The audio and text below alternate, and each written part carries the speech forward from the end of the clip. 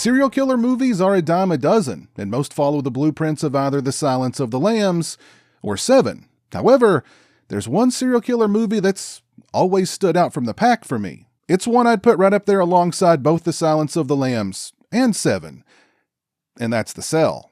The Cell doesn't try to reinvent or deconstruct the serial killer film, at least from a narrative perspective. Where The Cell excels, and excels beyond, forget serial killer movies, but most movies in general, is visually.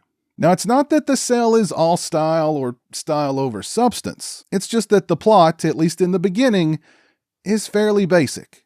You've got a dedicated FBI agent played by Vince Vaughn on the trail of a sadistic serial killer played by Vincent D'Onofrio. We see Starger, the serial killer, select, stalk, and capture a victim. And we know how things are going to end for this young lady because we've already witnessed how he treats his victims post-mortem.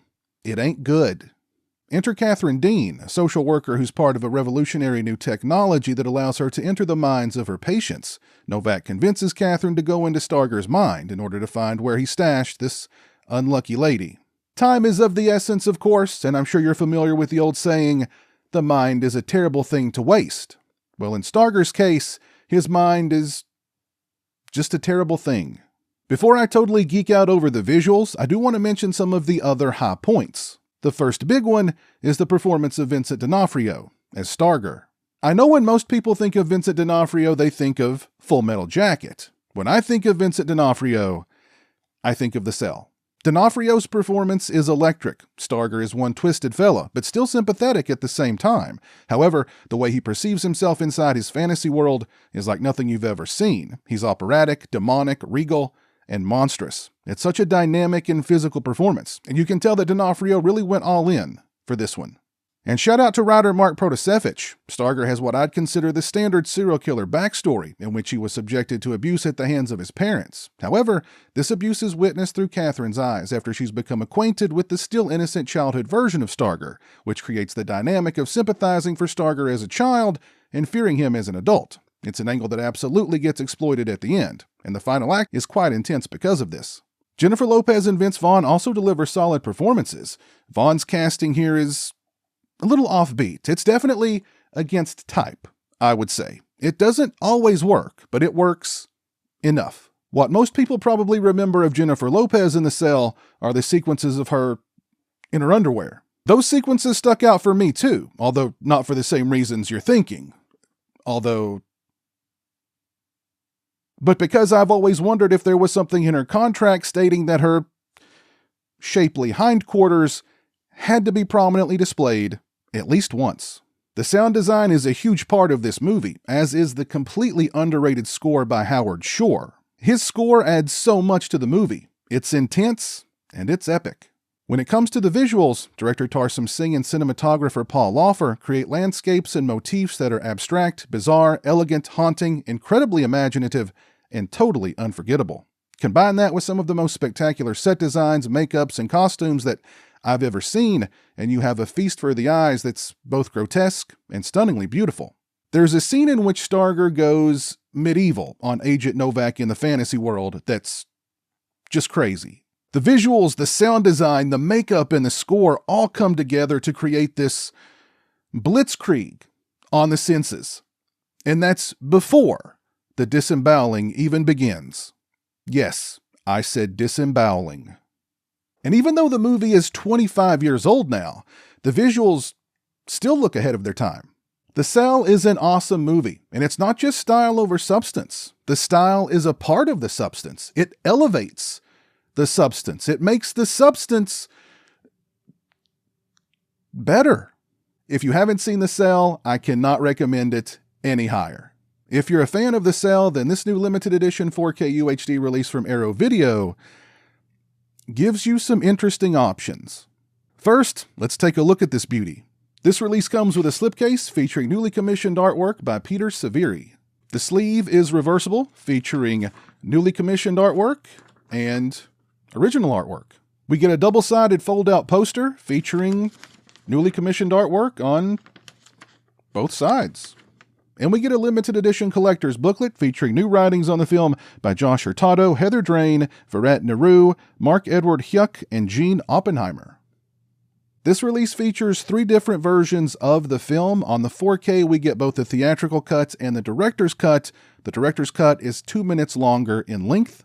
The 4K is sourced from an interpositive, and it is approved by the director Tarsem Singh. On the Blu-ray, we have an alternate graded version of the theatrical cut, presented in widescreen, that was graded by the cinematographer Paul Laufer. And it was sourced from an HD D5 master, whatever that is. Now here's where things get interesting. I watched the director's cut on 4K, and I thought it looked different from how I remember the film looking in theaters all the way back in the year 2000. But it also looked different from how I remember the film looking on both DVD and Blu-ray. It was a far darker presentation with just this overall kind of dingy aesthetic. The color grading was toned way down. There was less saturation and more contrast. Now, the Blu-ray with the alternate grading is a completely different experience. The colors here are bright. They're vibrant. Reds and greens practically leap off the screen at you. It's far less dingy and far more colorful looking. It's much closer to how I remember the movie looking.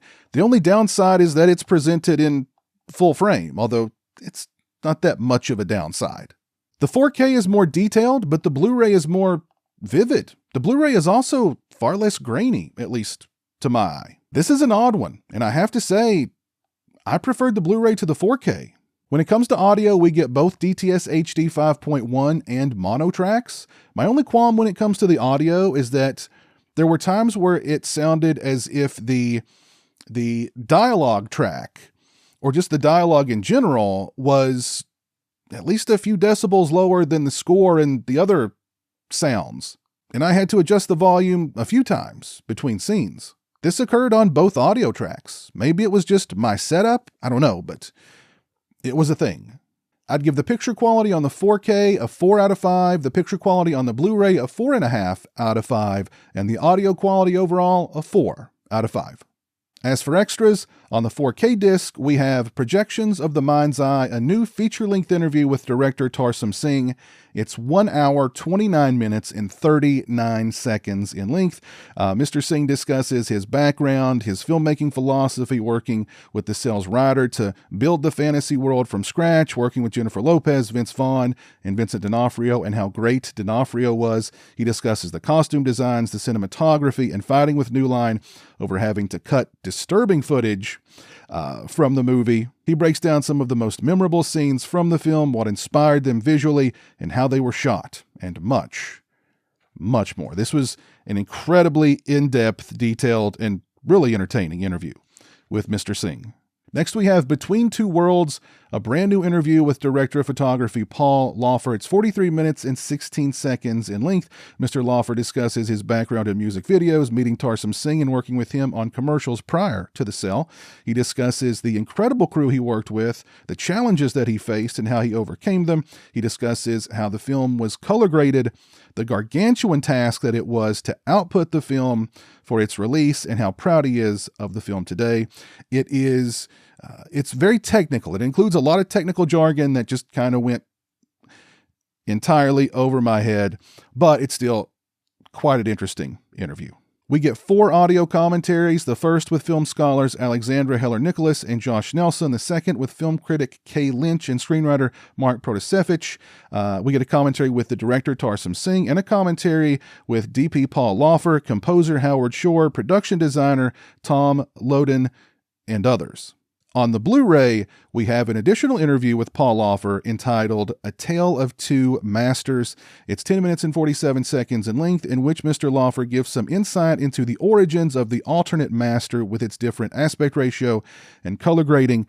Again, very technical. I didn't understand all of it, but Mr. Laufer has such a precise understanding of lighting, of camera lenses, of just cinematography in general. If I were making a movie today, I would want him to shoot it. Next, we have Art is Where You Find It, a visual essay by film scholar Alexandra Heller-Nicholas. It's 12 minutes and 32 seconds in length. Next, we have The Costume Auteur, in which film critic Abby Bender takes a closer look at the costume designs. It's 10 minutes and 37 seconds in length. Next, we have Style as Substance, Reflections on Tarsem, an archival featurette with the cast and crew of The Cell. It's 11 minutes and 50 seconds in length. We get deleted scenes with optional director commentary, 6 multi-angle vignettes on the special effects, theatrical trailers, and an image gallery. This is a unique limited edition 4K release for The Cell from the folks over at Arrow Video. If you're a fan of The Cell, then this release should be in your collection. The packaging, the extras, the variety of versions of the movie on this release definitely make it a must-own. If you've seen The Cell, please let me know your thoughts on it down in the comments section below. And while you're down there, let me know what some of your favorite serial killer movies are. If you like this video, please leave it a thumbs up and share it on social media. If you're not following me on social media, those links are in the description. As always, thank you so much for watching. I really appreciate it. Take care, and until next time, peace. A huge thank you to all my patrons and channel members for your generosity and support. Become a patron today and get early access to videos, have a say in what content appears on my channel, join me for monthly live streams, exclusive watch parties, and more. Become a channel member today and get access to exclusive badges and emotes to use when I stream, as well as members-only watch parties. Both those links are in the description. Say hello to the internet, Jeremy. Hello to the internet.